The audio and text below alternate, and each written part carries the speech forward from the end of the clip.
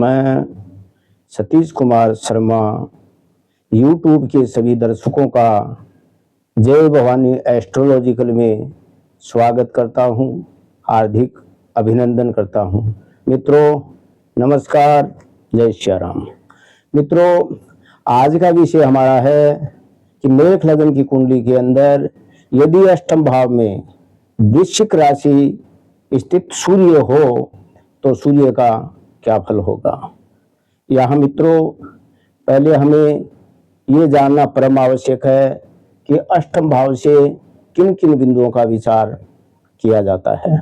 यहाँ अष्टम भाव आयु के लिए, मृत्यु क्लेश पीड़ा रोग आदि के लिए, मृत धन जो दबा हुआ धन या बीमा कंपनी वसीयत से प्राप्त जो धन उसका विचार अष्टम से करते हैं, गुप्त स्थान का विचार भी अष्टम से करते हैं, और सौभाग्य का अर्थात स्त्रियों के सौभाग्य का अर्थात उसके पति की आयु कितनी होगी इसका विचार भी हम अष्टम से करते हैं।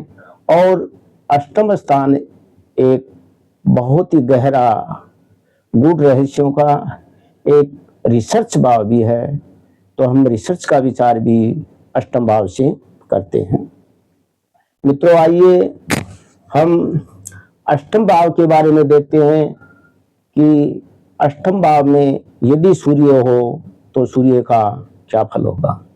यहाँ मित्रों सूर्य मेष लग्न की कुंडली के अंदर वैसे अष्टम भाव में वृश्चिक राशि स्थित है।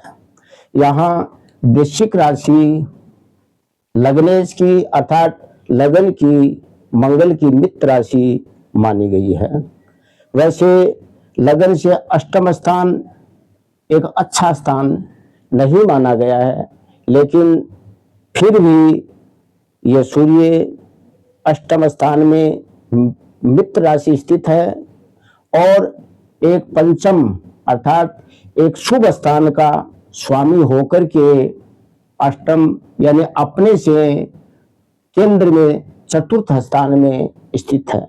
इसके लिए हम इसको एक आयु की दृष्टि से गलत भी नहीं कह सकते, क्योंकि यहाँ सूर्य प्राणदाता भी है और शास्त्रों में कहा गया है कि जो भी ग्रह यदि उत्तम भाव का स्वामी होकर के कहीं भी बैठे वो उस स्थान का शुभ फल ही करेगा। हालांकि उसकी ताकत में जरूर कमी आ जाएगी, लेकिन यहाँ सूर्य एक प्राणदाता होने के कारण से और शुभ ग्रहों की दृष्टि के प्रभाव से इसको हम आयु के लिए गलत नहीं कह सकते। फिर भी आयु निर्णय एक बहुत बड़ा जटिल निर्णय है। इसके लिए केंद्र भाव में शुभ ग्रहों का होना आवश्यक है। यदि केंद्र भाव में शुभ ग्रह हो, लग्नेश बलवान हो और अष्टम स्थान पर ज्यादा से ज्यादा शुभ ग्रहों की दृष्टि का प्रभाव हो तो ऐसे जातक की आयु लंबी होती है। लेकिन हमें सूर्य के बारे में बताना भी तो जरूरी है। इसके लिए एक सूर्य के बारे में इतना अपन जरूर कह सकते हैं कि यहाँ अष्टम स्थान का सूर्य एक अंतर्ज्ञान की दृष्टि से, एक रिसर्च की दृष्टि से, एक अध्यात्म की दृष्टि से यदि इस सूर्य पर चतुर्थ स्थान में बैठे उच्च बृहस्पति की दृष्टि का प्रभाव हो तो ऐसा जातक निश्चित रूप से अंतर्ज्ञानी बन सकता है। अध्यात्म से विशेष इसका लगाव हो सकता है, क्योंकि यहाँ बृहस्पति नवमेश है। नवम से हम धर्म का विचार करते हैं, अध्यात्म का विचार करते हैं, और ये बृहस्पति उच्च का होकर के सूर्य को पंचम दृष्टि के द्वारा बल दे रहा है। यहाँ सूर्य का भी अध्यात्म से घनिष्ठ संबंध है। अतः ऐसा जातक निश्चित रूप से एक अंतर्ज्ञानी बन सकता है, एक अध्यात्म के क्षेत्र में अच्छा जुड़ाव उसका हो सकता है, ऐसा शास्त्रों का मानना है। लेकिन अपना विचार कर रहे हैं मित्रों आयु स्थान पर। तो आयु स्थान के लिए केंद्रों में शुभ ग्रह का होना जरूरी है। सूर्य पर शुभ ग्रहों की दृष्टि का प्रभाव होना भी जरूरी है, तब हम कह सकते हैं कि ये आयु के लिए सूर्य अच्छा है। इसके बाद में दूसरा पॉइंट, मृत्यु भाव भी यही है। यहाँ कलेश, पीड़ा, रोग आदि भी आ सकते हैं। यदि सूर्य कमजोर हो, सूर्य पर किसी अशुभ या पापी ग्रहों की दृष्टि का प्रभाव हो, तो कोई न कोई शरीर के अंदर पीड़ा आ सकती है, रोग आ सकता है, किसी भी प्रकार का कलेश आदि आ सकता है। इसके बाद में अपन तृतीय पॉइंट अपना है मृत धन, दवा वादन या बीमा कंपनी से जो धन मिल रहा है उसका विचार भी हम अष्टम से ही करते हैं। यहाँ मित्रों, अष्टम में सूर्य पर यदि बृहस्पति या शुभ ग्रहों की दृष्टि का प्रभाव हो, तो ऐसे जातकों को निश्चित रूप से कोई दवा व धन मिल सकता है या बीमा कंपनी से भी उसको लाभ हो सकता है। आगे के बारे में हम विचार करते हैं। गुप्त स्थान, अष्टम स्थान एक गुप्त स्थान भी माना गया है।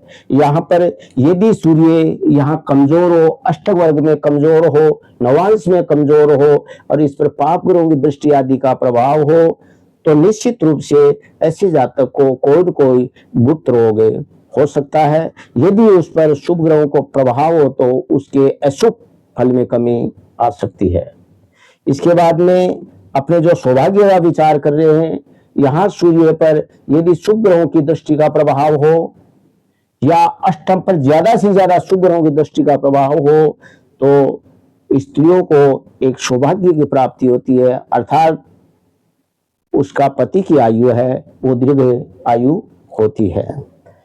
मित्रों, अष्टम स्थान जितना हम खराब मानते हैं, क्योंकि अष्टम से ही आयु का विचार करते हैं, अष्टम से हम मृत्यु का विचार करते हैं, लेकिन ये जितना खराब है उतना ये अच्छा भी है, क्योंकि अष्टम स्थान एक ऐसा स्थान है यदि इस पर शुभ ग्रहों की दृष्टि का प्रभाव हो, अष्टमेश अच्छी स्थिति में हो, तो ऐसा जातक किसी न किसी विषय पर अच्छा रिसर्च कर सकता है, उसके तय खाने में गहराई पे जा सकता है, एक अच्छा ज्योतिषी, एक अच्छा तांत्रिक आदि बहुत ही गहराई में जाकर तंत्र विद्या के अंदर कुछ हासिल कर सकता है, मंत्रों में कुछ हासिल कर सकता है, या किसी भी विषय पर यदि रिसर्च करता है तो वो गहराई से गहराई जाकर उस पर रिसर्च कर सकता है।